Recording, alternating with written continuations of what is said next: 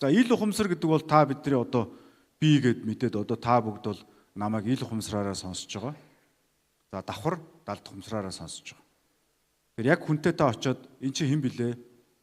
Сайнууд оржоо, сайнууд төмөрөөгөө түрүү үүдэнд мэдлж байгаа. Энэ бол ил ухамсараараа ярьж байна.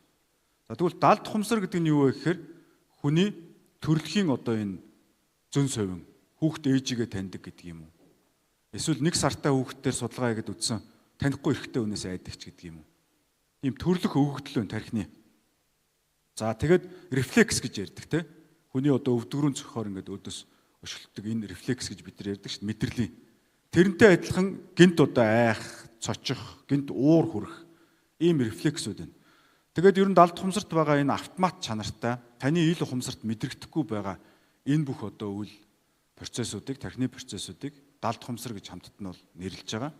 За далд ухамсар бол таны шийдвэр гаргалтын 95%, тархины нийт энерги процесс ашиглалтын 95%-ийг эзэлж байгаа. Тийм учраас би 2012 онд бол энэ орчимд бол энийг мэдсэн. Ингээд далд ухамсарыг судалж эхэлсэн. Далд ухамсарыг ойлгохгүй бол бид нар цаашаа явахгүй байна гэдэг бол хатуу итгэл өмжилт болсон.